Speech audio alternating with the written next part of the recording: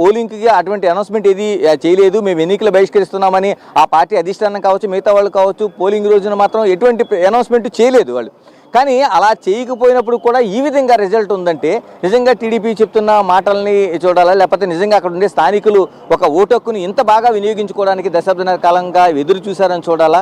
నిజంగా ఒక ఈ ఎన్నిక మాత్రం నిజంగా ఇంత ఉత్కంఠ రేగడానికి కారణాలు ఈ రిజల్ట్ కూడా మనకి ఆ పరిస్థితుల్ని మనకి ఖచ్చితంగా బేరీ వేసేలా కనిపిస్తున్నాయి.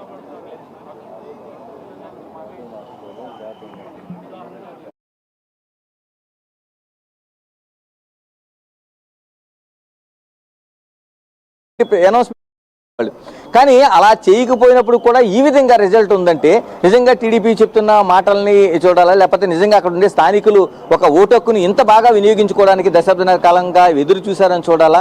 నిజంగా ఒక ఈ ఎన్నిక మాత్రం నిజంగా ఇంత ఉత్కంఠ రేగడానికి కారణాలు ఈ రిజల్ట్ కూడా మనకి ఆ పరిస్థితుల్ని మనకి ఖచ్చితంగా బేరీ వేసేలా కనిపిస్తున్నాయి.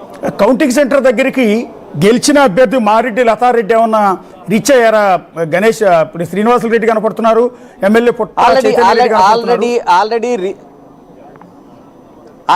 ఆల్రెడీ రీచ్ అయ్యారు ఆవిడ. ఎందుకంటే ఆవిడ దాన్ని ఆ ఫామ్ తీసుకోవాల్సిన ఎన్నికల అధికారుల నుంచి ఆ ఫామ్ తీసుకోవాలి కాబట్టి ఆల్రెడీ రీచ్ అయ్యారు.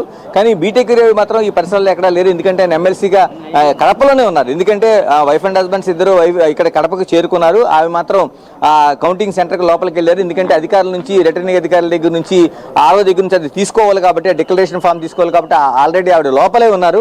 ఆవిడ బయటకు వచ్చిన తర్వాత మనం మాట్లాడించే ప్రయత్నం చేద్దాం. మన టీం కూడా లోపలే ఉంది కాబట్టి అక్కడే ముందు మాట్లాడించే ప్రయత్నం జరుగుతుంది కూడా.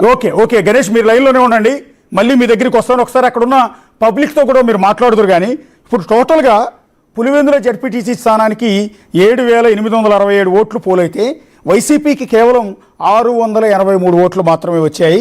టీడీపీకి వచ్చిన ఓట్లు 6,716. అందులో వైసీపీకి వచ్చిన 683 ఓట్లు తీసేస్తే టీడీపీ మెజార్టీ 6,033 అని చెప్తున్నారు. సో ఇందాక 6,050 ఓట్లు, 6,050 ఓట్లలో 6-5 కలిపితే 11 అంటూ వైసీపీకి వచ్చిన 11 సీట్లను కంపేర్ చేస్తూ ఇట్లేదో చెప్పే ప్రయత్నం చేస్తున్నారు. కానీ యాక్చువల్గా మెజార్టీ 6,033 ఓట్లు మాత్రమే తెలుస్తోంది. వైఎస్ఆర్ కాంగ్రెస్ పార్టీ డిపాజిట్ కోల్పోవటం అనేది కొంత అవమానకరమైన అంశం, ఆ పార్టీ శ్రేణుల్ని నిరుత్సాహపరిచే అంశం. ఎందుకు అంటే దీనికన్నా కూడా అసలు ఎన్నికల్లో పోటీ చేయకుండా ఉండుంటే ఆ గౌరవం వేరుగా ఉండేది. ఎన్నికల్లో పోటీ చేసి, నామినేషన్ వేసి, ప్రచారం చేసి, విస్తృతంగా అక్కడ నాయకులందరినీ కూడా మోహరించి ఖర్చు పెట్టి ఓటుకు 5,000 రూపాయలు ఖర్చు పెట్టారు అని ఇందాక తులసిరెడ్డి గారు చెప్తూ ఉన్నారు. సో ఈ స్థాయిలో ఖర్చు పెట్టి కూడా చివరికి ముఖ్య ఎమ్మెల్యేగా జగన్మోహన్ రెడ్డి మాజీ సీఎం ఉన్న సందర్భంలో ఆ స్థానం నుంచి డిపాజిట్ కోల్పోవటం అనేది. ఎందుకు డిపాజిట్ కోల్పోయారు అంటే మొత్తం పోలైన ఓట్లు 7,867 అయితే వైసీపీకి వచ్చిన ఓట్లు 6,082. పోలైన ఓట్లలో 6వ వంతు ఓట్లు వస్తేనే డిపాజిట్ వస్తుంది. అంటే పోలైన ఓట్లలో 6వ వంతు ఓట్లు అంటే 1,311 ఓట్లు వస్తే డిపాజిట్ వస్తుంది. కానీ వైఎస్ఆర్ కాంగ్రెస్ పార్టీకి 682 ఓట్లు మాత్రమే వచ్చాయి. ఇంకొక 500 ఓట్లు వచ్చుంటే బహుశా డిపాజిట్ వచ్చి ఉండేది.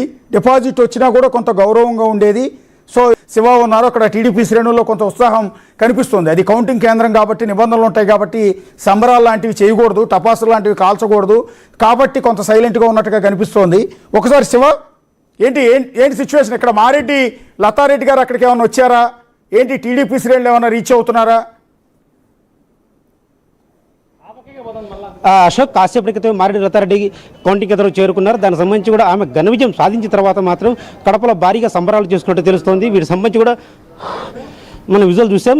అయితే మాత్రం గత స్థానిక సంస్థ ఎన్నికల్లో టీడీపీ అభ్యర్థి కేవలం 2,000 ఓట్లు మాత్రమే వచ్చాయి. అయితే ఈసారి మాత్రం దాదాపు 6,716 ఓట్లు రావడంతో మాత్రం ఇది ఒక భారీ విజయం అని చెప్పుకోవచ్చు. దీనికి సంబంధించి మాత్రం మన టీడీపీ కార్యకర్తలు అడిగే ప్రయత్నం చేద్దాం. అన్న చెప్పండి, మీ అభ్యర్థి భారీగా గెలిచారు కదా, ఇక్కడ మీరు పోటీ చేస్తారు. టీడీపీ కార్యకర్తలు ఎవరైతే ఉన్నారో టీడీపీ అందరూ భారీగా చేరుకుంటున్నారు.